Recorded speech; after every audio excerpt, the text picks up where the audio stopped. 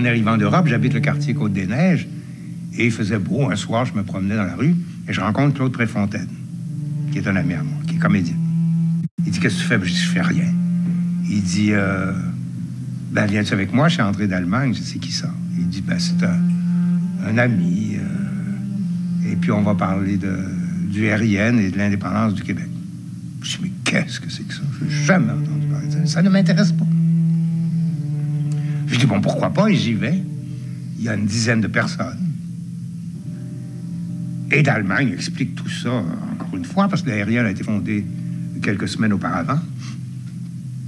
Alors, il explique tout ça et je trouve ça très intelligent et ça m'accroche. Pour une raison ou pour une autre, je sais pas pourquoi ça m'accroche. Et en fin de semaine, je partais chez Claude Préfontaine à son chalet à Saint-Donat avec Jean Descaries qui était là et quelques autres. On a continué à parler de ça le lendemain et le surlendemain et c'était ça. C'était ça, je me suis trouvé là-dedans comme un poisson dans l'eau. J'ai accroché à l'idée. Tout de suite, la réflexion s'est engagée là-dessus automatiquement, sans que jamais je puisse imaginer faire ce genre de choses-là. Et j'étais embarqué. Le hasard. Vers l'âge de 17-18 ans, je me suis inscrite au cours de Maurice Séguin à l'Université de Montréal le samedi matin comme étudiante libre. Même, je me demande si j'étais inscrite ou si j'allais simplement m'asseoir dans le cours. Les samedis matins, pendant 2 sessions, pendant une année, j'ai suivi les cours de Maurice Séguin. Et là, il nous faisait toute notre histoire dans sa perspective et qui était toujours que la seule solution, il revenait continuellement là-dessus, la seule solution, ce serait l'indépendance, mais ce n'est pas possible. J'avais 18-19 ans, c'est pas possible. Pour moi, c'était impossible de penser que c'est pas possible. Mais, tu sais, t'es une jeune femme, une jeune fille même, et puis t'es pas dans un milieu lettré, t'es jamais sorti du quartier Villeray, alors tu peux pas penser que tu vas partir un mouvement indépendantiste. Quand je suis entré à McGill, d'abord, on m'a demandé ma religion. Bon, je voyais pas l'utilité de dire ma religion au niveau universitaire, un établissement que je fréquentais. Enfin, ça me dérangeait pas plus que ça. Et on était très précis. Hein. Je me souviens de la formule, c'était be specific, don't write Catholic, but Roman Catholic. Don't say Protestant, but Anglican, Presbyterian, etc., etc. Bon, ça me semblait un peu déplacé, mais ça, je peux pas dire que ça me contrariait beaucoup. Ce qui me frappait beaucoup plus, c'est de constater sur la liste des bourses auxquelles qu'on pouvait postuler comme étudiant à McGill, que dans plus de la moitié, il y avait une petite note en dessous de la description de la bourse et des qualités qu'on exigeait du candidat, un avis, candidates must be of white Anglo-Saxon race and Protestant religion.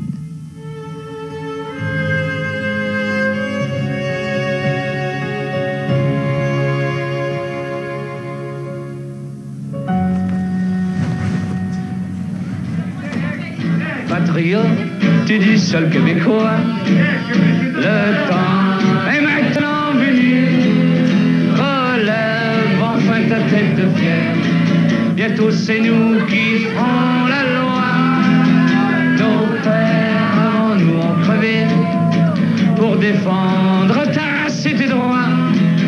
Tant pis si l'on doit y rester aux armes québécois. Quand Duplessis est mort, j'étais déjà engagé dans l'Alliance Laurentienne, puisqu'il est mort en 59, et moi j'étais dedans depuis 57. J'avais appelé Raymond Barbeau, et puis on s'était réunis, et on s'était dit, ben, qu'est-ce qui arrive? Nous, on n'était pas particulièrement Duplessis. Je crois qu'il y avait des liens, même du temps de Duplessis, entre certains milieux de l'Alliance Laurentienne et certains milieux de l'entourage de Duplessis. Et le cléricanisme de l'Alliance Laurentienne me déplaisait fortement. Me déplaisait aussi ses positions sociales, ses projets d'institutions politiques.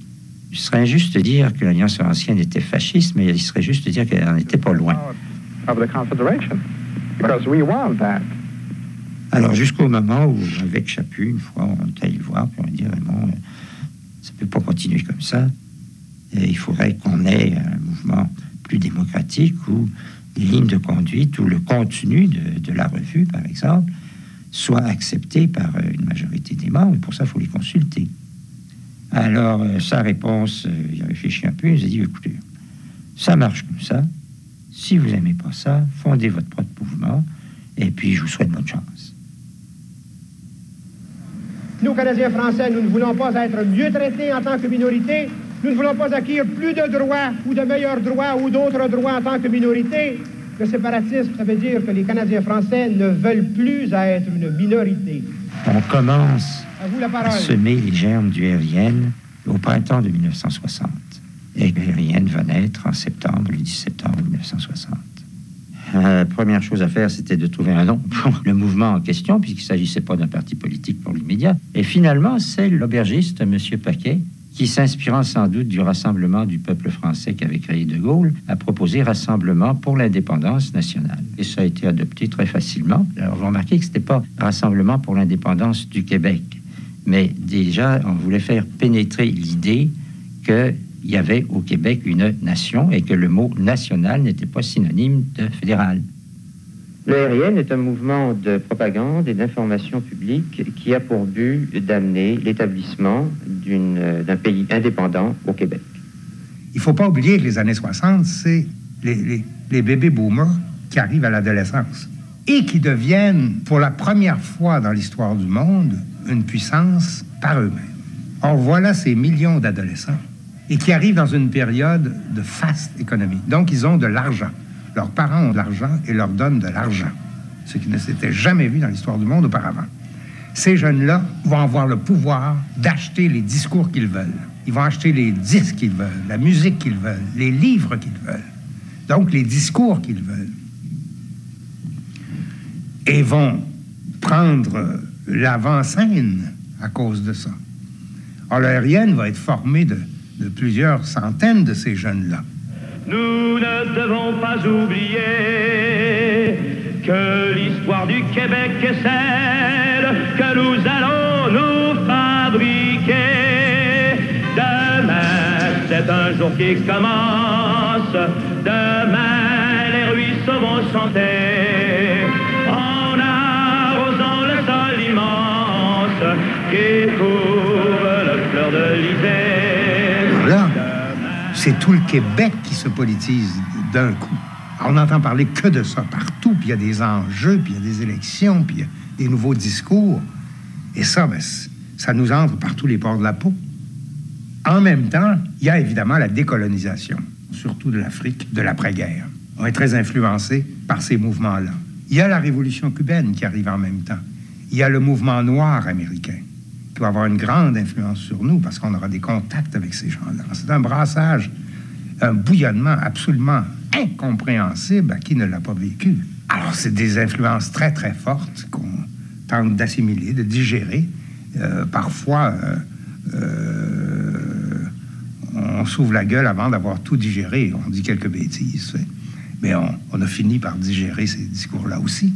Nous, avec notre petite indépendance à tirage de quelques centaines, qu'on a réussi quand même à soutenir pendant à peu près toute la durée du parti, ça rejoignait pas beaucoup de monde. Les panneaux réclames, les affiches et tout ça, c'était tout à fait hors de nos moyens. Il restait des moyens qui n'étaient pas traditionnels. Alors ça voulait dire par exemple des graffitis. Bon, on ne posait pas sur n'importe quoi quand même. On posait généralement qu'on faisait sur des murs où il n'y avait rien, le long de l'autoroute, sur des murs vides. RIN, Indépendance du Québec, plus tard Québec libre, etc. Ça rejoignait quand même un certain nombre de gens. Il y avait les manifestations. Les gens se demandaient pourquoi, par un beau dimanche de printemps ou d'automne, on voyait une caravane du Luberlu qui se promenait dans des automobiles en brandissant des drapeaux du Québec et puis des pancartes RIN. L'idée, c'était de les amener à se poser des questions sur nous, à découvrir d'abord qu'on existait, puis se demander ce qu'on faisait, qu'est-ce qu'on voulait. La première assemblée publique, on l'avait faite au Jésus. Et voilà que juste quelques heures avant de la tenir, on apprend que c'était la finale du hockey. Alors, on se dit, qu'est-ce qu'on fait? Ce qu'on fait, on avait loué la salle, on était obligé de procéder, d'aller de l'avant. Mais on s'est dit, ça va mal partir, parce qu'on ne va pas remplir la salle. Et contrairement, remarquez que ce n'est pas une salle immense, je pense dans les 500 places, mais contrairement à toute prévision, la salle était pleine, était bondée. Alors évidemment, les journaux avaient sauté là-dessus. Des séparatistes, le mot était presque nouveau pour beaucoup de gens, réussissent à réunir au Jésus 500 personnes pour écouter leur message. Quand moi j'ai commencé à faire des discours, tous les discours politiques, sans exception, commençaient par Monsieur le Président, Madame la Présidente, Monsieur le maire, Madame la mairesse, Monseigneur, ça. Tout le monde faisait ça. Et dans tous les organismes, c'était la même chose. Et moi, dès mon premier discours, j'ai dit... Mes chers amis,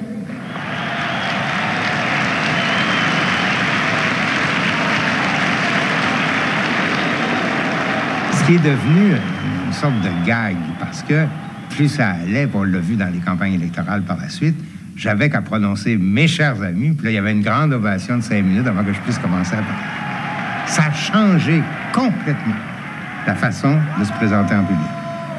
Dans le milieu syndical, il y avait une méfiance très prononcée vis-à-vis de tout ce qui présentait un visage nationaliste au Québec. On peut fort bien comprendre d'ailleurs, c'est que le nationalisme était associé à la forme de nationalisme qui avait été pratiquée avant, à l'époque, sous Duplessis, donc au duplessisme. À compter du 7 février 1963, tout membre du RIN, qui sera aussi membre du PRQ, sera frappé d'expulsion automatique. Le Conseil central du RIN a décidé, en outre, de transformer immédiatement en expulsion la suspension prononcée à l'égard de M. Marcel Chaput par la région de Montréal du RIN. Et ce parti politique qui se donne aujourd'hui pour mission d'amener le Québec à son indépendance, comment s'appellera-t-il? Il s'appellera le Parti républicain du Québec. Marcel Chaput croyait toujours que le RIN devait se transformer en parti politique. Et nous croyions que c'était trop tôt. Alors, il a quitté pour aller fonder son propre parti, qui n'a pas fonctionné. Et là, Marcel, très courageusement, s'est engagé dans 2 grands jeûnes, dont le plus grand a duré 63 jours. Il nous avait quittés aussi en disant le RIN, un mouvement dirigé par des athées comme d'Allemagne et Bourgault, ce qui était vrai. Mais déjà, ça ne choquait plus dans la société québécoise. Il pensait que ça nous ferait un tort irréparable, mais le fait d'être athée ne choquait déjà plus dans la société québécoise. Il a frappé dans le beurre. Si ma grève de la faim pour amasser les sommes nécessaires à la poursuite de l'indépendance par les moyens pacifiques ne réussissent pas, c'est-à-dire que ce sera dans l'esprit d'un très grand nombre d'indépendantistes la conclusion et la preuve que c'est impossible de faire l'indépendance par les moyens pacifiques, par les moyens de la politique, alors eux prendront des moyens, d'autres moyens, c'est-à-dire recourront à la violence. Et c'est ce que je crains. C'est le 8 mars 1963, quand je me suis réveillée le matin, j'ouvrais toujours la radio pour prendre les nouvelles et j'entends que des bombes avaient explosé dans les boîtes aux lettres, puis on s'attaquait beaucoup aux symboles au début, hein, l'armée canadienne, puis les boîtes aux lettres et tout. Et c'était revendiqué par un groupe qui s'appelait le Front de libération du Québec, le FLQ. On ne savait pas comment réagir. D'abord parce qu'on ne savait pas qui c'était. Les premiers FLQ comprenaient un certain nombre de gens qui avaient été dans le RIN, mais qui n'avaient pas attiré l'attention, qui n'occupaient pas des postes. Il était évident qu'on ne devait pas endosser leur action, mais on ne savait pas jusqu'où on devait non plus les condamner. Front de libération du Québec, tu sais tout de suite ce que signifie le type de lutte qu'ils veulent mener.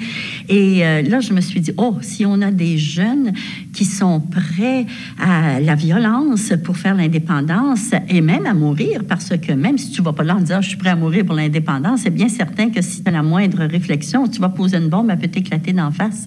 Et donc, prêt à mourir, puis prêt aussi même si là non plus, il ne s'attaquait qu'aux symboles, mais tu peux tuer par accident, Alors, je me suis dit, ça veut dire que si on veut empêcher ça, si on veut pas vivre ça ici, il faut absolument que tous ceux qui sont convaincus s'embarquent dans le mouvement indépendantiste.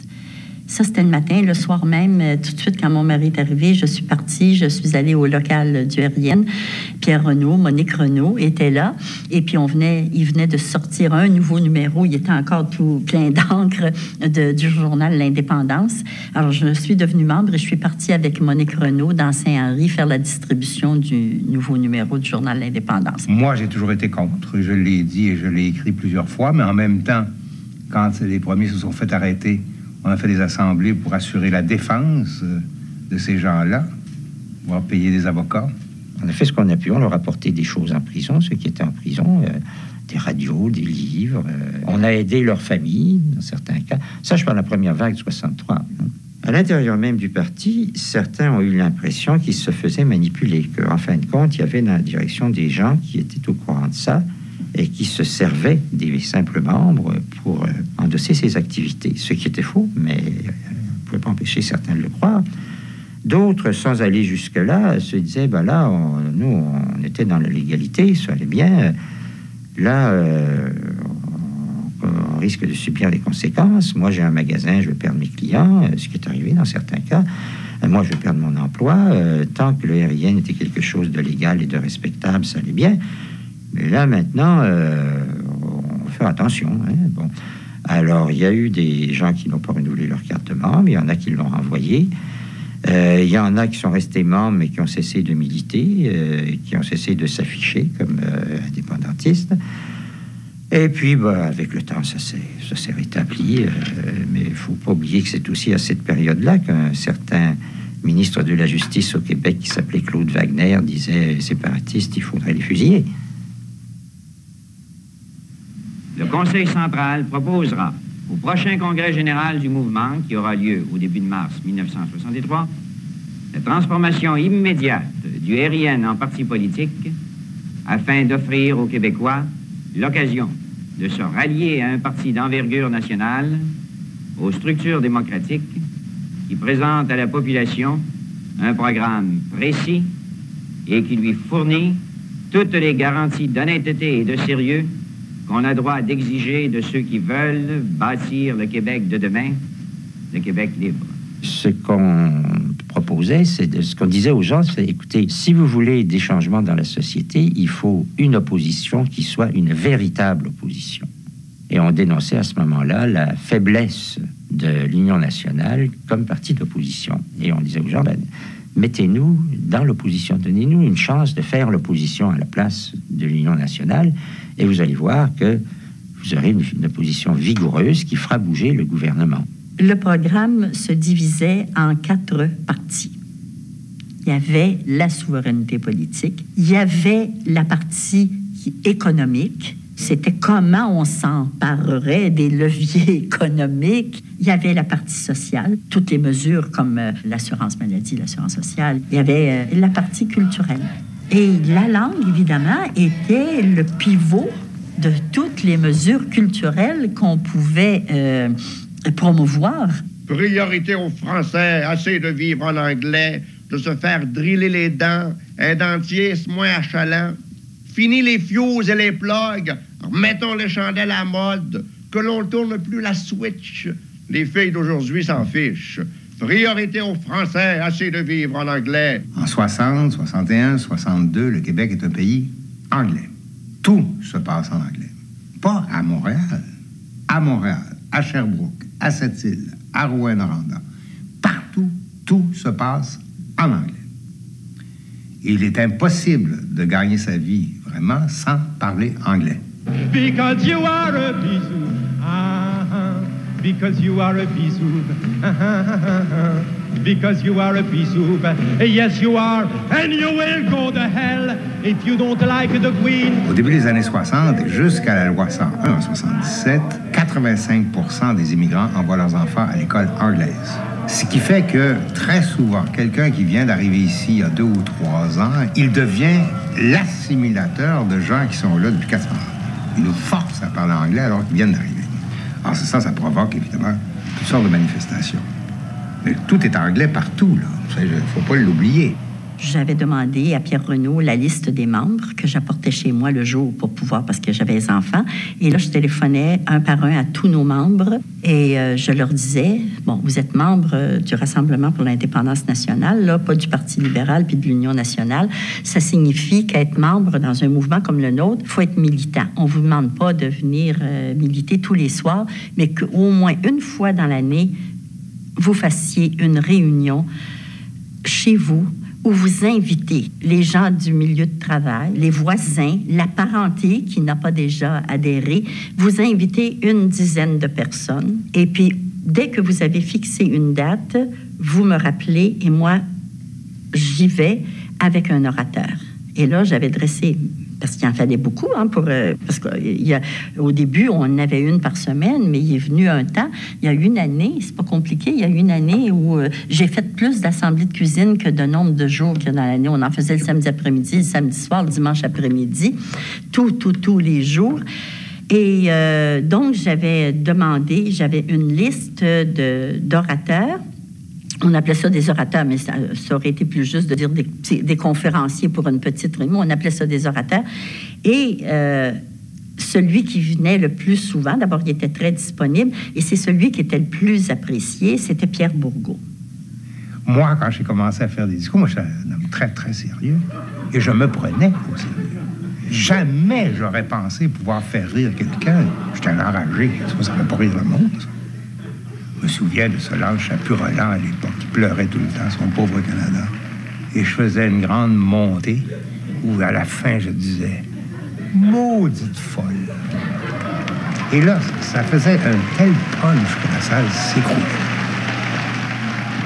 Et je rajoutais « si on pouvait harnacher Solange Chaput-Roland, on aurait l'électricité jusqu'à la fin de nos jours ». Ça marchait, tu comprends? Mais ça, il a fallu que je l'apprenne. Alors, dans les milieux les moins sophistiqués, disons, c'était mon orateur préféré avec Guy Sanche, qui faisait Bobino, qui était bien aimé des gens. Il était connu, ils étaient tous honorés de recevoir Guy Sanche dans leur maison. Puis il y avait un discours très articulé. Il y avait Rodrigue Guité. La première raison, le premier argument qu'on a toujours donné, je pense que c'est moi qui l'avais inventé sous cette forme-là d'ailleurs, le Canada est trop petit pour le Québec. Ce qu'il nous faut, c'est le monde. Et le Canada nous enferme dans nos frontières. Un Québec indépendant va pouvoir abolir ces frontières-là. Et dès ce moment-là, nous pourrons participer avec l'ensemble des nations aux affaires internationales. J'ai d'abord été président de la région de Montréal. Et je militais, là, comme 24 heures par jour. Et je ne sais pas comment c'est arrivé, mais j'ai eu envie d'être président. Je sais que j'ai battu Guy Pouliot à la présidence et que ça a été relativement facile parce que Guy n'était pas un très bon président. Il était terne, il était ennuyeux. Pierre Bourgault, c'était l'orateur politique de l'époque, pour ce qui était d'avoir une influence sur les foules. Alors, il y avait ce côté imprévisible qui allait plus loin que l'IMO, par exemple, qui allait jusqu'à, à un moment donné, des engagements sur lesquels on n'avait pas été consulté auparavant. Ça, on lui a fait sentir à plusieurs occasions. Alors, un discours de Bourgault pouvait très bien se terminer par je vous invite tous, nous allons tous nous retrouver demain à midi devant tel édifice pour épier les grévistes. Dans le domaine culturel, c'était une période très féconde. Les romanciers, les comédiens, les chansonniers. Gilles Vigneault écrivait « Mon pays, ça n'est pas un pays, c'est l'hiver », mais où il disait aussi « Tous les humains sont de ma race ». Ça, c'est un côté aussi que, malheureusement, on ne perçoit plus tellement, que cette dimension fraternelle et ouverte du nationalisme québécois dans cette période-là. Si on le compare justement aux formes de nationalisme qui avaient précédé. D'un côté, il était plus radical puisqu'il allait jusqu'à la séparation du Canada. Bon, de ce côté-là, on peut dire que c'était radical. Mais il était radical d'une autre façon aussi, c'est qu'on alliait à ça une dimension internationale, universelle, une ouverture qui n'était pas caractéristique des mouvements nationalistes antérieurs. Et ça, on l'a trop oublié. On a encore l'impression que pour beaucoup de gens, le nationalisme québécois était un renfermement sur soi-même, alors que c'était exactement le contraire. If the English Canadians, after the independence, feel that they are accepted here for what they are, not what we would want them to be, us, but for what they are, and if they're citizens on an equal basis with the others, if they love Quebec, if they want to make their living here, and if they make money, if they have interest in staying here, why should they leave? I don't think a lot of them will leave. Nous avions conclu, dès le départ, que le Québec indépendant devait se faire avec une majorité de Québécois, de quelque origine qu'ils soient. C'est pas neuf, ça. Quand j'entends des gens aujourd'hui, le discours civique, le nationalisme civique, la nation plurielle, c'est tout aérienne, ça. Et les décisions avaient été prises. Là, aujourd'hui, ça tergiverse encore sur ces affaires-là. Tout ça avait été réglé dès les premiers moments aériennes. C'est pour ça que je suis tellement insulté d'entendre ces discours-là. Aujourd'hui, les condamnations qui nous viennent de tous bords sur le nationalisme ethnique, qu'est-ce que c'est cette affaire-là? Et je l'ai dit, je le répète, au dernier référendum, qui a appelé au vote ethnique? Ce sont les Juifs, les Grecs et les Italiens. 3 organisations, ensemble, ont appelé leur communauté à voter non. Le aérienne, son programme me satisfaisait, même si j'en voyais un peu les incohérences. Mais c'est en 64, quand s'est fondée la revue Parti pris. Moi, je peux dire que c'était là mon école de formation politique à moi. Là. On était peut-être 40, 50 un jour de la semaine, je me souviens pas lequel, mais une fois par semaine, on allait. Puis il y avait tout ce qui pensait au Québec. Fondé par Jean-Marc Piotte, Pierre Maheu, Paul Chamberlain, Gérald Godin est arrivé aussi assez tôt. Il y avait Alfred Dubuc. Il y avait beaucoup d'intellectuels qu'on dit aujourd'hui de gauche, là, qui étaient par rapport à ce qui existait effectivement de gauche. On n'allait pas aussi loin que ces mouvements-là et on n'oubliait pas qu'on était un parti politique. Donc, il y avait aussi des élections à gagner. Et puis, il faut dire aussi que le RIN n'a jamais été un parti marxiste. C'était un parti qu'on pouvait, dans le contexte québécois de l'époque, considérer comme relativement à gauche, mais pas plus que ça. C'était très mouvant, la droite et la gauche. Parce que c'était pas juste la droite et la gauche, c'était aussi les anciens et les modernes, puis c'était les plus vieux puis les plus jeunes, Québec puis Montréal. Dans un mouvement qui commence où tout est à définir, on se chicane beaucoup sur les virgules, tu comprends? Il y avait une chicane constante au RIN, mais c'était une chicane gérable, c'est-à-dire, comme je l'ai déjà dit, il n'y avait pas de haine, il n'y avait pas d'inimitié, personne ne se haïssait dans ces batailles-là. Mais ça bougeait. Moi qui passais en public pour être le révolutionnaire gauchiste absolu, dans mon parti, moi, je me faisais traiter de vieux militants de droite, tu sais, puis bon, il y avait de toutes sortes de choses comme ça. Je ne sais pas ce que j'ai dit parce que j'étais dans un état second. C'est la première fois que tu fais un discours. Tu es présenté par Hubert Aquin, qui est l'homme théâtral par excellence, et qui arrive et me présente comme la Jeanne d'Arc du Québec. Tu sais, j'avais encore jamais rien fait, là. J'étais toute nouvelle. Et je ne sais pas ce que j'ai dit. Je ne le sais pas. Mais dès le lendemain, j'étais identifiée comme étant de gauche. Et moi, j'ai toujours été très simplement social-démocrate, même si on savait à peu près pas ce que ça voulait dire à l'époque. Mais j'ai jamais été socialiste, moi. Jamais, jamais, jamais. Et je le regrette pas non plus.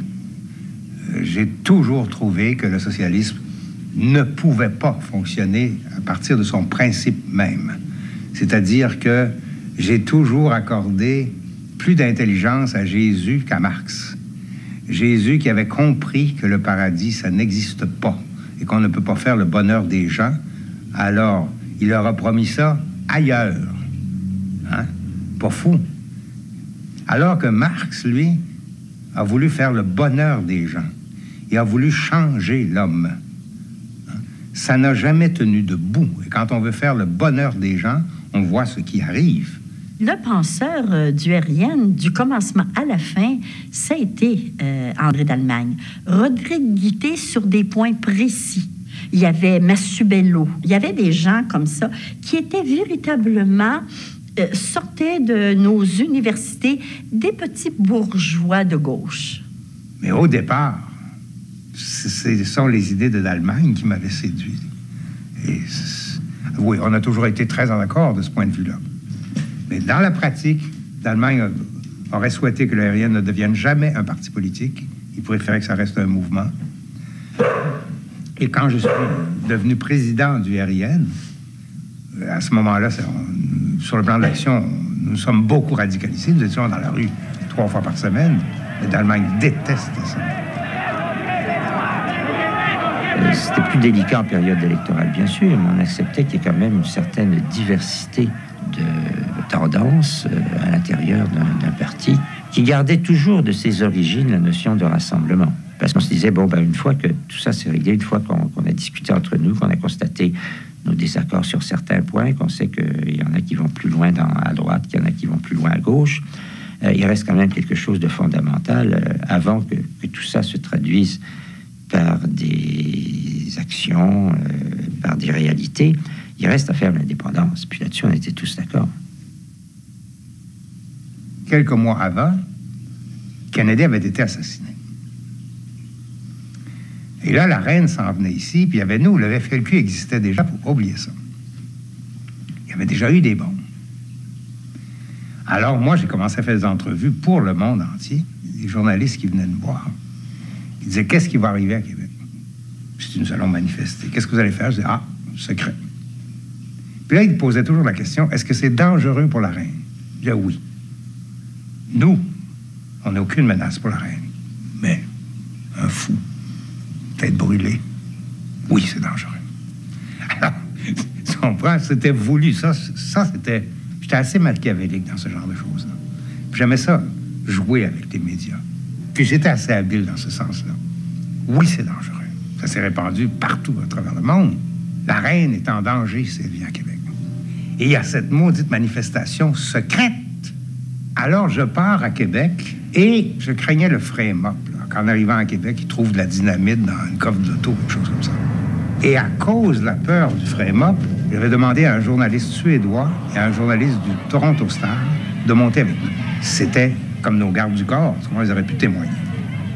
Alors, on est arrivé à Québec, premier barrage, identification, on passe, deuxième barrage, troisième barrage. On entre à Québec et on voit bien que vraiment, la ville est fortifiée de toutes parts. Et là, je me rends au centre du Rocher, qui est en Basse-Ville, où on doit tenir l'Assemblée le soir. Et là, je dis, quel con, Bobo, quel con. Je m'aperçois que mon plan n'a pas de maudit bon sens. Parce que l'idée, c'est de partir du centre du Rocher et de marcher jusqu'à la citadelle et de faire un sit-in pour empêcher la reine de passer.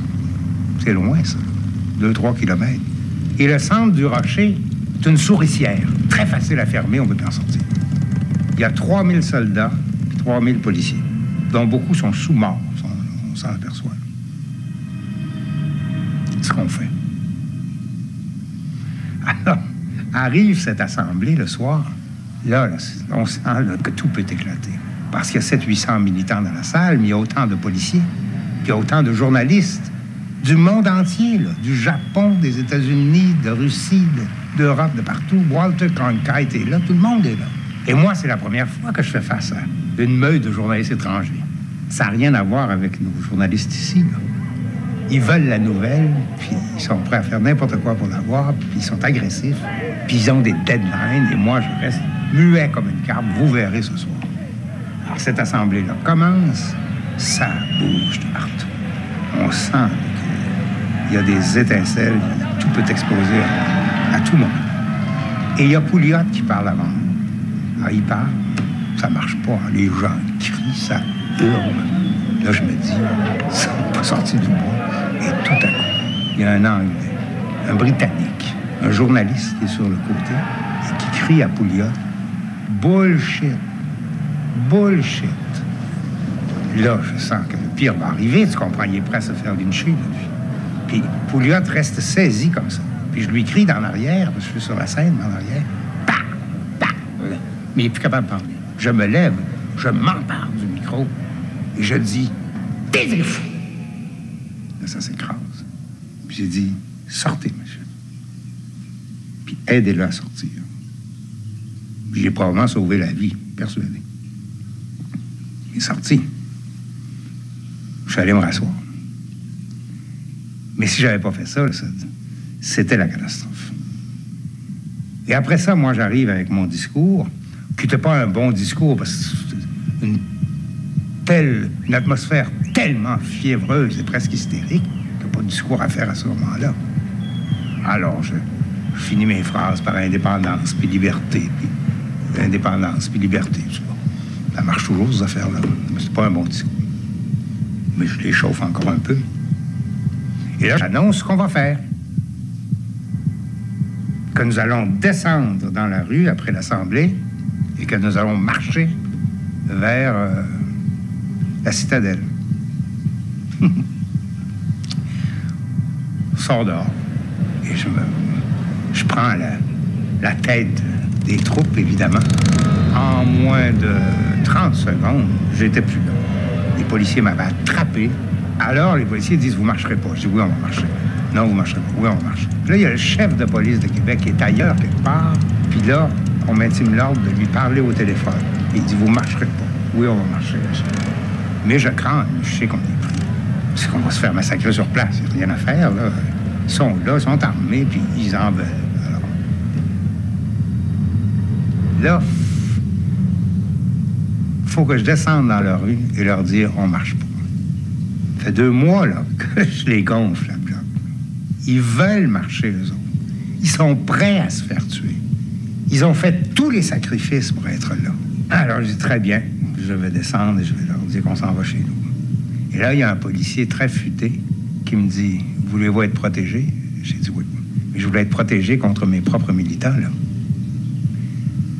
Ça fait pas longtemps que je suis le chef, moi. Je joue ça, là, au pif. Et là, on arrive dans la rue et je monte sur le toit d'une auto et je dis, nous partons chez nous. Et là, je sens, là, les gens me regardent, ils veulent me tuer. Puis il y a quelqu'un qui crie quelque chose, j'ai dit, toi, ferme ta gueule. Encore la même tactique que j'ai utilisée dans l'Assemblée. Là, j'ai dit, ça passe ou ça casse, t'as pas le choix. Là. Tu montes une autorité extrême.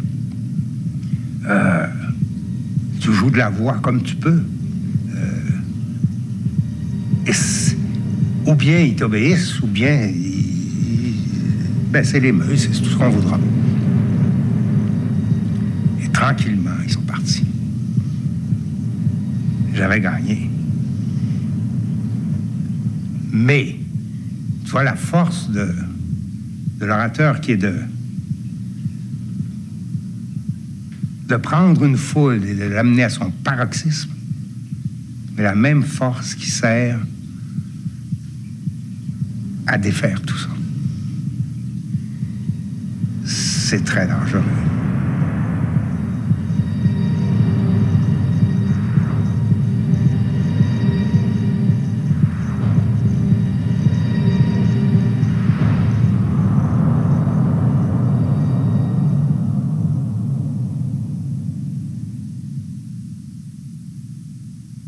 L'Union nationale, il ne faut pas l'oublier, aux élections de 66, flirtait avec l'idée de l'indépendance. Le livre de Daniel Johnson, écrit d'ailleurs en fonction des élections qui s'en venaient, égalité ou indépendance, a quelque chose de surprenant, c'est qu'il y a une dizaine de chapitres rendus au 9e chapitre, vous êtes persuadé qu'il est devenu indépendantiste.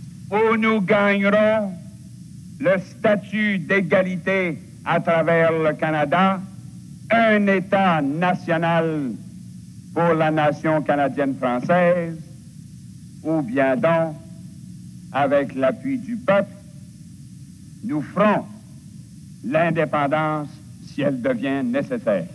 En 66, c'était pas nécessairement mal vu de se dire indépendantiste. On avait remonté de ce côté-là l'impression qu'on donnait au tout début d'être des radicaux, d'être des gens qu'on ne connaissait pas. Les candidats, on les voyait en chair en os, on pouvait causer avec eux. Bon, on voyait que c'était des gens ordinaires, des gens normaux. C'est la première fois depuis que nous existons, la première fois depuis que nous avons été conquis, qu'il y a un parti politique organisé qui se lance comme tel dans la lutte pour l'indépendance. ce moment-là, l'Union nationale est dirigée par Daniel Johnson. Par Daniel Johnson, qui a eu la politique intelligente de ne pas nous attaquer de front. En fait, de faire un petit peu comme si on était tout à fait marginal et secondaire, bien que par en dessous, il essayait de savoir exactement quelle était notre force, puis quels étaient les endroits où on risquait de leur nuire électoralement. Daniel Johnson n'attaquait jamais ses adversaires. Il les avalait. Et devant un adversaire comme nous autres, il ne nous a jamais attaqué une seule fois. Hein. Et il laissait le soin de ça aux libéraux qui s'en privaient pas. Et c'était une bonne tactique, je pense, de sa part, parce que les nationalistes à ce moment-là, qui n'étaient pas darwinistes, pouvaient, dans beaucoup de comtés, voter pour nous s'ils savaient que de toute façon, leur candidat, eux, passerait pas. Voilà donc le noyau de l'équipe à laquelle s'ajouteront plusieurs autres candidats qui joueront au Québec la première grande bataille de l'indépendance. Il y avait déjà plusieurs candidats qui avaient été choisis. Je militais un peu moins quotidiennement. Je faisais plus mes assemblées de cuisine tous les jours aériennes. Et la grande question du Conseil central de Montréal, c'était est-ce qu'on présente quelqu'un contre René Lévesque? Parce que René Lévesque paraissait très nationaliste. Il avait fait la nationalisation de l'électricité. Alors moi, je prends la parole puis je dis qui n'est pas avec moi est contre moi. Tant que M. René Lévesque est au Parti libéral, il est un adversaire. Et j'ai mené la bataille électorale contre René Lévesque. Et parce que j'avais un adversaire important, le plus important finalement, je suis passée du militantisme à la base, dans l'ombre. Là, je suis devenue une figure publique, une figure politique publique, parce que je m'étais présentée contre René Lévesque. Venir nous dire que même la France n'est pas une unilingue française. Bah, au risque de déplaire à M. Lesage, il faut bien lui dire que oui, la France est une unilingue française. Les Français chez eux gagnent leur vie en français, dépensent leur argent en français, ils vivent en français, ils se gouvernent en français. Et ça ne les empêche pas de faire du footing, du shopping et de parler anglais, chinois, allemand, japonais, pour les relations internationales, pour le commerce international, pour le tourisme international. Et ça vaut pour tous les peuples du monde. Les Anglais, chez eux en Angleterre, sont unilingues anglais. Et les Suédois en Suède sont unilingues suédois. Et les Allemands en Allemagne sont unilingues allemands. Et les Anglais au Québec sont unilingues anglais.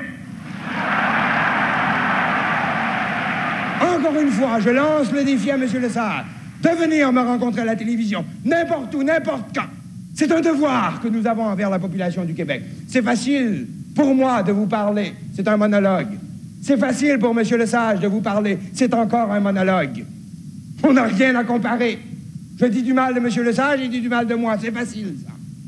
Mais face à face, deux hommes, deux programmes, deux partis, ça c'est plus difficile.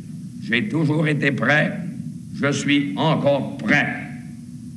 Mais évidemment, je comprends qu'il y en ait qui se défilent. Ils ont à l'occasion la mémoire courte, mais la mémoire leur rallonge quand les souvenirs sont cuisants.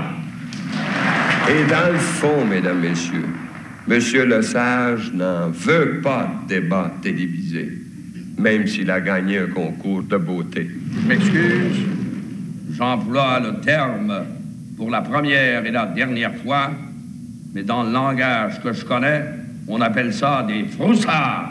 Tu sais qu'il était un peu pincé, M. Lesage, un peu.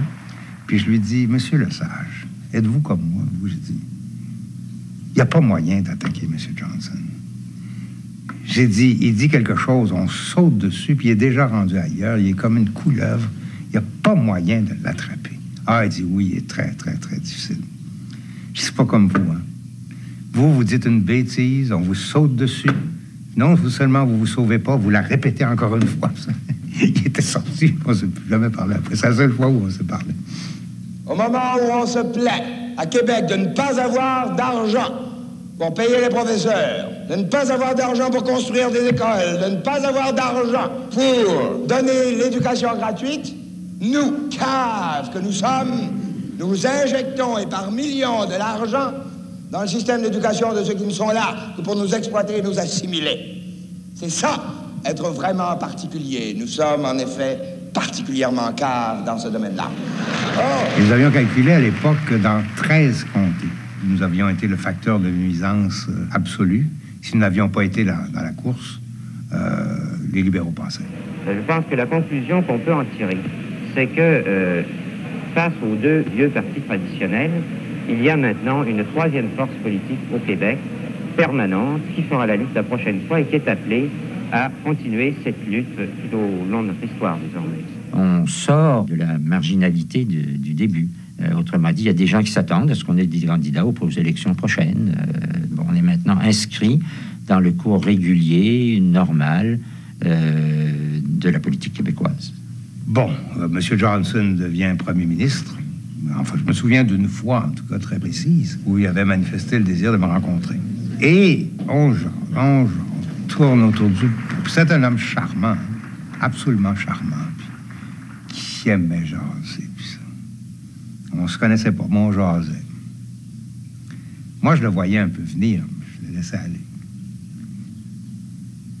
Puis tout à coup, il dit « Ah, monsieur Bourgault », avec son sourire narquois. Ce serait tellement extraordinaire si on était ensemble. Hein. Il dit, vous seriez en avant, vous feriez les discours, la télévision, puis moi, je serais en arrière, puis on organiserait tout ça, puis tout ça. Puis moi, je pars à rire. Puis j'étais très baveux à l'époque, ce que je ne suis plus, comme vous le savez. Et je lui avais répondu, Monsieur Johnson, tout ce que nous pourrions faire ensemble, nous pouvons le faire seuls et nous n'avons pas besoin de vous. Il était parti à rire, il avait dit, je m'en doutais, mais ça valait la peine d'essayer. Vienne le temps des victoires et le soleil dans nos mémoires, ce vent qui passe dans nos espaces, c'est le grand vent d'un long désir qui ne voudrait jamais mourir avant d'avoir vu l'avenir. À peu près un an et demi avant la visite, j'ai reçu des émissaires du général qui nous demandaient une chose, comment allez-vous recevoir le général? Ben, j'ai dit, nous allons bien le recevoir et tout. Il ne faut pas oublier qu'à l'époque, le général de Gaulle était l'homme politique le mieux renseigné au monde. Il savait tout ce qui se passait dans le monde. Il savait tout ce qui allait arriver partout où il allait se produire, ou à peu près. C'est avec une immense joie que je suis chez vous, au Québec, au milieu des Canadiens français. Pour toutes sortes de raisons qui s'appellent le passé, que nous n'oublions et n'oublierons jamais. Justement, ce qui nous inquiétait parfois dans l'existence de mouvements comme le FLQ, comme certains groupements marxistes-léninistes et tout ça, on ne considérait pas comme un danger, mais que ça puisse donner des motifs aux Américains d'intervenir d'une façon ou d'une autre, on ne pensait pas nécessairement à une occupation militaire, afin de prendre part au débat sur l'indépendance. Donc la visite aurait eu pour but de dire deux choses aux Américains. Premièrement, n'intervenez pas si vous ne voulez pas avoir des ennuis avec nous et nos alliés européens. On ne laissera pas écraser ce mouvement-là sans intervenir, sans faire quelque chose. Deuxièmement, si nous les appuyons et tout ça, comme De Gaulle n'était pas réputé pour être d'extrême gauche, c'est que nous considérons que sur ce plan-là, sur le plan idéologique, il ne considère pas un danger. Nous, on n'était pas très nombreux, puis on n'a pas vraiment organisé grand-chose. Et ça s'est déroulé au-delà de nos espérances. D'abord, le gouvernement fédéral qui était tellement malhabile en partant. Et ce qu'on a su depuis, c'est que De Gaulle était prêt à aller jusqu'au Québec libre. Mais c'était pas décidé. Ça dépendait de l'ambiance et de la réception.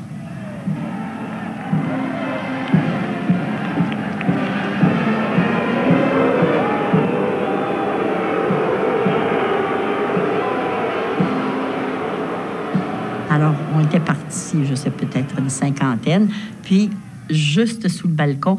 Et là, la tension montait, les cris, tout parce qu'il disait « Vive la France, vive Montréal, vive le Québec ». Et c'est d'en bas qu'est parti le libre. Vive Montréal, vive le Québec.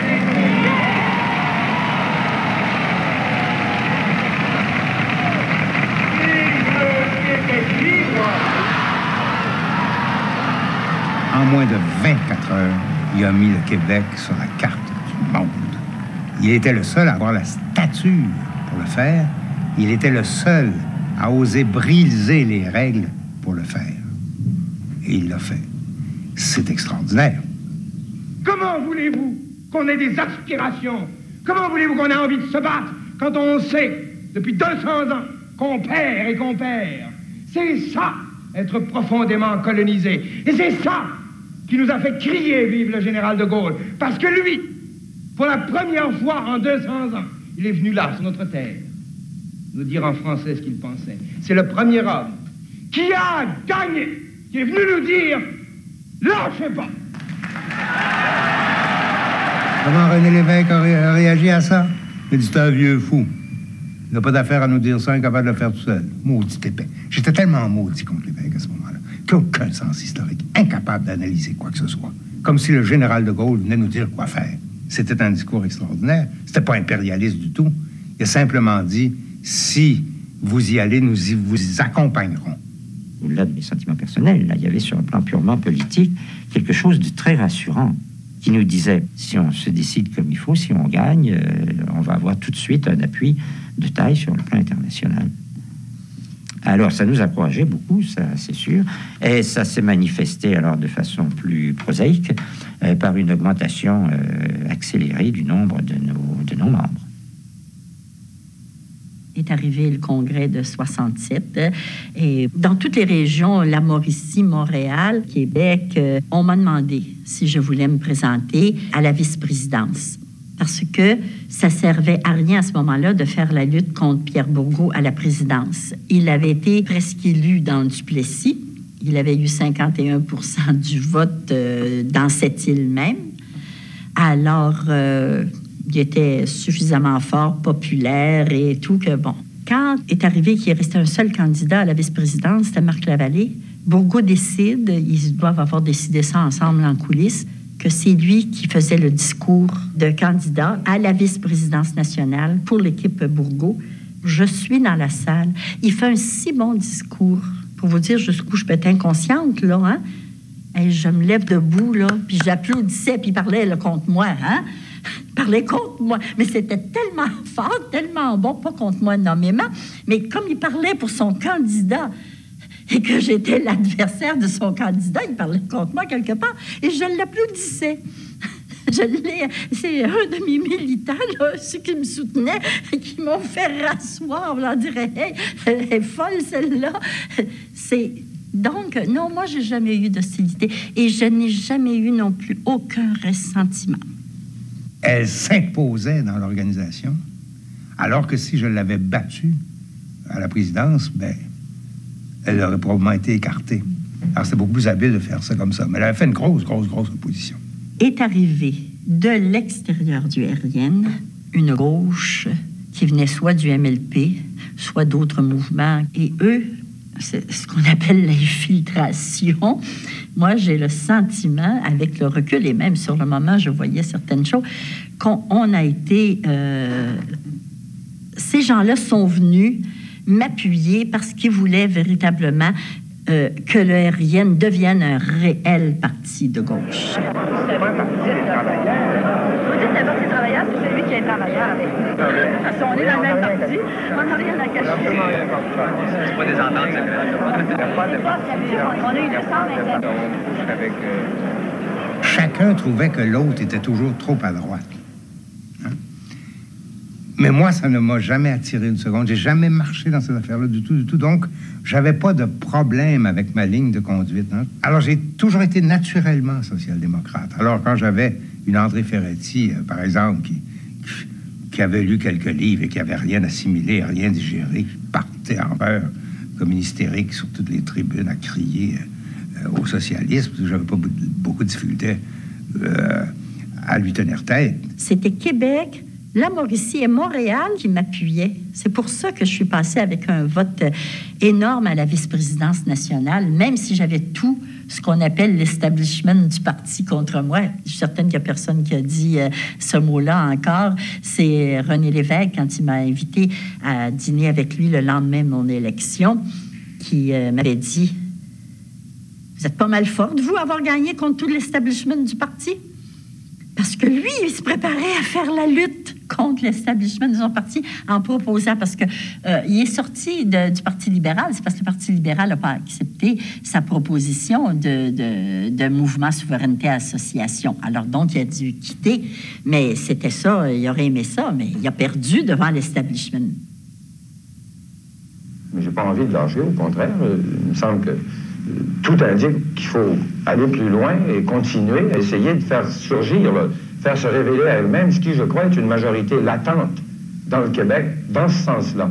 Vous dites pas lâcher, ça veut dire pas lâcher le Parti libéral? Pas lâcher la position que j'ai prise, peu importe dans quel contexte. Alors, donc, tôt ou tard, je pense que ça devait se produire. D'autant plus qu'il y avait aussi une sorte de réaction de rejet qui se produisait du côté des libéraux. Au début, c'était un atout. Ensuite, on le supportait. Puis, on commençait à le trouver un peu encombrant. J'ai l'impression actuellement que M. Lévesque, par les moyens qu'il emploie, n'est plus rentable pour nous. Dans l'opposition, il n'est plus rien, là. C'est un pauvre député qui arrive avec sa petite proposition. À vrai dire, il n'a jamais démissionné. Il s'est fait mettre à la porte. Il est sorti de la salle, mais c'est parce qu'il le mettait à la porte. Hein? S'il n'était pas sorti de la salle, il se faisait sortir.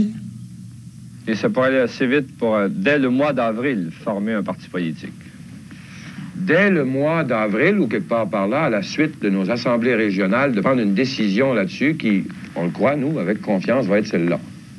Et ce sera sous la forme, on l'espère, d'un regroupement. C'est-à-dire avec d'autres. Dès ce moment-là, le lendemain, je pense, je lui ai écrit en lui disant, nous voilà devant 3 partis indépendantistes. Ça n'a aucun sens. Il faut faire l'unité de ces forces-là. Et je lui offrais de négocier. Il y en a qui sont pressés de fusionner avec n'importe qui. Avant le Congrès, on voulait fusionner avec le RN. Après le Congrès, on veut fusionner avec le MSA. Puis si l'Union nationale se déclare demain matin indépendantiste, on voudra peut-être fusionner avec l'Union nationale. C'est-à-dire qu'on a une très grande hâte de prise du pouvoir. Moi, je considère que, évidemment, la révolution va commencer lorsqu'on aura pris le pouvoir, mais je pense qu'on exerce le pouvoir de la même façon qu'on l'a pris. Mais seulement, on n'est pas le Congo. On n'est pas obligé de prendre une liberté de chien fou. Et là, ça rejoint les autres questions, c'est ça la différence. Puis, c'est pas une énorme différence, parce que les gars du RIN, entre autres, il y en a ici à Sept-Îles, je le sais. Je sais qu'ils ont toujours dit l'indépendance dans l'interdépendance. Il n'y a pas un peuple dans le monde qui peut prétendre qu'il va s'en aller tout seul comme s'il était sur la Lune. Nous, on se disait, ça fait 8 ans qu'on parle d'indépendance. Tout d'un coup, on se met à parler de souveraineté, alors que ça veut dire, si vous consultez un dictionnaire, exactement la même chose. L'un est un terme juridique, tout simplement, puis l'autre est un terme d'usage plus populaire, mais c'est la même définition. C'est vraiment semer la confusion. Et on ressentait aussi un petit peu là-dedans, presque comme une condamnation, un reproche, et puis même presque quelque chose, je n'irais pas jusqu'à dire de méprisant, mais qu'il y a des mots qu'il ne faut pas dire à un peuple, particulièrement aux Québécois. Plutôt que de leur apprendre ce que ça veut dire, vaut mieux donner un autre nom à la même chose. Dans l'ensemble du RIN, c'était clair. Dans le MSA, il y avait des éléments qui souhaitaient ardemment une fusion des deux sous une forme ou sous une autre. Ça pouvait prendre la forme personnelle d'adhésion des membres de l'un au nouveau parti, ou ça pouvait se faire officiellement, alors, par la création d'un nouveau parti qui engloberait le mouvement MSA et le parti RIN. C'était ce qu'on envisageait au départ. Sur cette base-là, on commence une première, on appellerait ça des rondes maintenant, une première réunion de négociation, à laquelle participent Lévesque et Bourgault. Sans parler beaucoup ni l'un ni l'autre, mais déjà on s'aperçoit que les atomes crochus, il n'y en a pas gros entre les deux. Bon, ça marche pas. Si bien que de part et d'autre, on se met d'accord, il n'y aura plus ni Bourgault, ni M. Lévesque. Aucun des deux ne participera. Ils chargeront leurs représentants, à titre de chef de parti ou de mouvement, ils chargeront leurs représentants de faire les négociations, puis verront ensuite s'ils acceptent ou non. Alors, exit Lévesque, exit Bourgault, ça se passe mieux, c'est plus facile, c'est plus coulant, mais c'est pas plus productif. Alors, tous ceux-là qui sont prêts à se joindre à nous à titre individuel, forcément, j'en vois pas d'autres pour l'instant, et à donner un coup de main, peuvent nous aider puissamment. S'ils se joignent à nous, il faut qu'ils soient d'accord. S'ils sont d'accord pour employer tous les moyens politiques légitimes, et puis avec nos objectifs fondamentaux aussi, puisqu'on vient de les définir dans un congrès. L'option actuelle, telle que présentée par M. Lévesque, soit dans sa première petite brochure, soit dans son livre, ne nous assure pas que s'il prenait le pouvoir uniquement dans le sens qu'il l'explique maintenant, qu'il préconise maintenant, ce serait une vraie indépendance du Québec.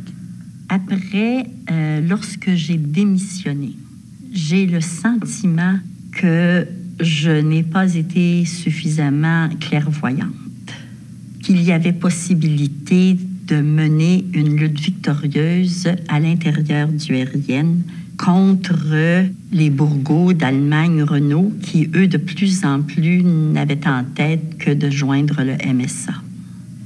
À ce moment-là, il y a la bataille de l'unilinguisme français. Et l'évêque était très, très contre. Et il s'était battu contre ça dans le Congrès, puis il avait dit, si vous passez ça, je m'en vais. Alors, le lendemain, Yves Michaud rencontre le sage, puis le sage lui dit, comment ça s'est passé? Et Michaud dit, l'évêque a mis sa tête à prix. Et le sage a répondu, déjà. Attendons chez les libéraux! Non! Nous avons décidé, et nous sommes décidés à mener cette bataille-là à bien, qu'il n'y aurait pas de première année anglaise à Saint-Léonard au mois de septembre. Nous emploierons tous les moyens nécessaires pour empêcher le gouvernement d'aller contre le vœu de la population de Saint-Léonard. Tous les moyens, ça va jusqu'où, ça? Ça va jusqu'où vous pouvez l'imaginer. Nous emploierons tous les moyens nécessaires. Nous avons fait une bataille démocratique d'abord. Nous n'avons employé aucun moyen qui pouvait faire croire à de la force ou à de la violence. Maintenant, puisque chaque fois qu'on se fait élire, on refuse cette voix du peuple québécois, je dis tous les moyens nécessaires pour arriver à franciser le Québec. Le mandat qu'on avait, nous, c'était travailler à l'Union, mais de continuer de lutter pour l'unilinguisme au Québec. Notre mandat exigeait que nous défendions cette position-là, qui est écartée d'emblée par le MSA. Bon, alors, premier objet de dissension, en fait, c'est celui qui a servi d'instrument à la rupture des négociations. Des éléments extérieurs vont simplement venir s'ajouter à cette divergence fondamentale.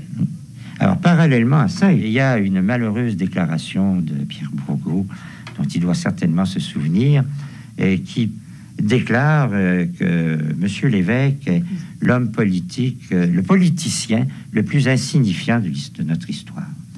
Bon, d'abord, c'est pas tout à fait mon opinion, mais ça n'était pas notre opinion, mais au-delà de ça, c'était pas la chose à dire à ce moment-là. Bon, il y a aussi, alors, parallèlement à tout ça, la fameuse manifestation de la Saint-Jean qui se déroule le 24 juin, la veille des élections fédérales. Prenons une attitude très ferme vis-à-vis de M. Trudeau, qui a le culot de venir se présenter aux fêtes de la nation canadienne-française ou québécoise. Or, la fête de la nation canadienne, en principe, c'est le 1er juillet, ce n'est pas le 24 juin. Le 24 juin, c'est la fête des Canadiens français. Il ne reconnaît pas l'existence de la nation canadienne-française. Il n'a pas d'affaire à s'y présenter et à y faire le pan. Alors, nous allons protester demain soir à Ville d'Anjou. On nous dit qu'il n'y sera peut-être pas. C'est peut-être une tactique. S'il y est, nous serons là. S'il n'y est pas, ça prouvera qu'il a peur. Et nous protesterons aussi contre sa présence dans le défilé de la Saint-Jean-Baptiste lundi. De quelle façon protester? Parce qu'il semble acquis maintenant qu'il sera au défilé. Vous verrez bien à ce moment-là. Ça avait été aussi une idée de Bourgault, ça. Il avait été invité à siéger à l'estrade d'honneur devant la Bibliothèque nationale et voir passer le défilé devant lui. Et sur la même estrade, la Saint-Jean-Baptiste, dans un geste malheureux, avait invité aussi, entre autres, avait invité des notables, dont le premier ministre du Canada, M. Pierre Elliott Trudeau. Bon, Bourgault aurait pu tout simplement dire je ne tiens pas à être dans cette compagnie, mais il est allé beaucoup plus loin que ça. J'ai tenu plusieurs assemblées publiques à cette époque-là, pendant à peu près 1 mois et demi, et nous avons préparé une manifestation. Pardon. Avec laquelle l'Allemagne était en profond désaccord. Il ne voulait pas du tout. Je l'ai un peu imposé, cette manifestation. manifestation-là. L'exécutif était plus ou moins chaud aussi. Mais moi, j'y tenais beaucoup à cette manifestation-là. Je ne sais pas pourquoi. Elle me semblait importante, par-dessus tout. Mais on était préparé pour faire une vraie manifestation. Là. On n'allait pas là pour chanter des chansons cette fois-là. Et à cette époque-là, il faut bien dire que dans ce genre de manifestation-là, nous n'étions pas encore très expérimentés. La police non plus.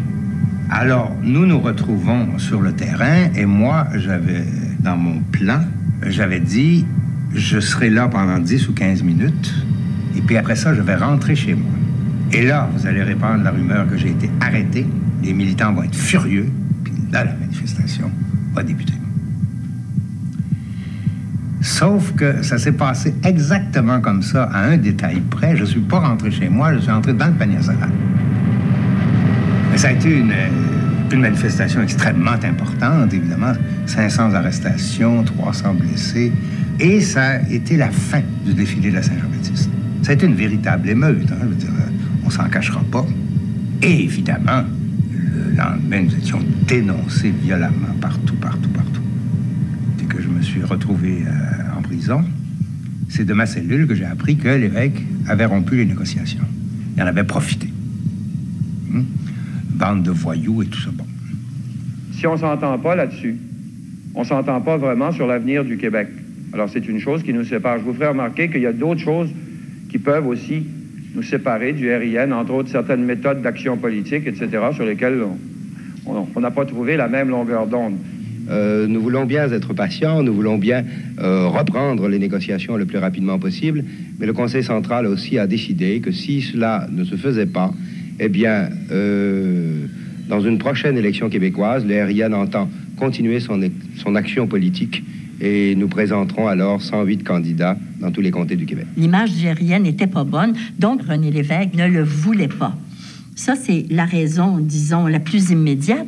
Et l'autre raison, il me l'a révélé un soir en décembre 1976, c'est que il espérait que, vu qu'il disait toujours non à la fusion, que finalement, on ne se saborderait pas et qu'on serait son aile radicale, c'est-à-dire pas l'aile à l'intérieur du parti, mais que lui, pour paraître modéré, que sa solution soit qu'il fallait qu'il y ait une solution beaucoup plus radicale, l'indépendance pure et simple, les manifestations, tout ça, ça l'aidait. Autrement dit, jouer le rôle de repoussoir. Il doit y avoir plus méchant que soi à offrir au public. On n'était pas, pour la plupart, disposés à jouer ce rôle-là. Ça aurait pu se concevoir si on avait eu des entretiens auparavant, puis si, carrément, M. Lévesque nous avait dit, ben, écoutez, on aimerait ça avoir quelqu'un à notre gauche. Voulez-vous faire ce jeu-là? Bon, c'est entre nous, là. Je ne sais pas quelle aurait été notre réaction, mais c'était une manœuvre politique concevable. Mais la plupart des militants, des dirigeants jusqu'au bout, tous les militants, on n'avait pas travaillé 8 ans pour servir de repoussoir. Hein? On n'avait pas travaillé à valoriser une idée pour ensuite faire peur aux gens en disant qu'on était susceptible de la pousser jusqu'à des limites dangereuses. Monsieur Lévesque, le nouveau président du nouveau parti que nous allons fonder en fin de semaine. Le mouvement Souveraineté Association de Lévesque tenait le congrès où il est devenu Parti québécois. Un congrès très enthousiaste, évidemment. Il y avait déjà beaucoup plus de monde au Parti québécois qu'il n'y en avait jamais eu dans les RIN. Et je me souviens, je suis chez moi vers 11h le soir. Et j'apprends cette nouvelle-là, ou je l'ai vue à la télé, ou je sais pas quoi, et j'appelle Pierre Renaud. Je lui dis, penses-tu la même chose que moi? Il dit oui. J'ai dit OK, puis je raccroche. Moi, ce que je pensais, et j'ai vérifié avec Pierre par la suite, et c'était ça, qu'on ne pouvait plus continuer. Et là, je suis arrivé avec l'exécutif, à l'exécutif avec ça. Et je dis, qu'est-ce qu'on fait maintenant? Et j'ai fait un grand tour de table avant de me prononcer, moi. Et puis, il y avait des opinions partagées, mais plusieurs disaient, ben oui, ça ne peut pas continuer comme ça. Et quand c'est arrivé à moi, j'ai dit, il faut dissoudre le RIN. J'ai dit, parce que D'abord, c'est le seul moyen de faire l'unité. Et nous croyons beaucoup à l'unité des indépendantistes, ce qui n'était pas le cas de René Lévesque. Il faut faire l'unité des indépendantistes. Et si nous ne la faisons pas, le RIN va être obligé de se radicaliser considérablement pour se démarquer du PQ. Et je pense que c'est pas dans notre intérêt de nous radicaliser, puis c'est pas dans notre idée non plus de nous radicaliser. Alors, puisque l'évêque ne veut pas de nous, il faut dissoudre le RIN et entrer au PQ un par un. Il ne pourra pas nous refuser un par un. Il va être obligé de nous prendre. Ça fait l'unanimité, finalement. Je pense. Il me semble que c'était l'unanimité. Et là, notre congrès s'en venait à l'automne, je pense. Et là, il fallait proposer ça aux membres. Et quand nous sommes entrés au congrès, je pense vendredi soir, je dirais que facilement 80-85% des membres étaient contre. Deux partis politiques voués à la même fin de l'indépendance du Québec et qui sont sur un chemin de collision dans la première bataille que nous aurons à faire, soit la prochaine élection. Ni le RIN, ni le Parti québécois, seuls ne peuvent faire l'indépendance. Le RIN, avec le Parti québécois, peut-être peut faire l'indépendance, ou du moins faire un grand pas à la cause de l'indépendance. L'unité des indépendantistes, même si elle pose des problèmes, même si elle est rude, difficile à faire par moments, et elle le sera dans les temps qui viennent, dans l'immédiat tout au moins, va constituer au Québec une force plus redoutable qu'on n'en a jamais vue. Il y a un an, au moment de la fondation du MSA, un journal canadien-anglais de Montréal, je crois que c'était le Star, disait en page éditoriale, il y a maintenant 3 mouvements indépendantistes au Québec. Ils ne sont pas très dangereux.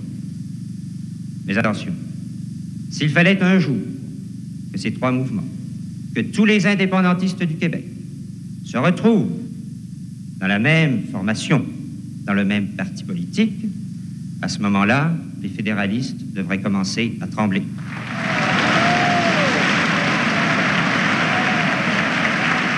Le comité directeur du RIN propose donc, premièrement, que le Congrès national du parti se prononce en faveur de l'unification immédiate des indépendantistes. 2. Que le Congrès national du parti prononce en conséquence la dissolution du RIN.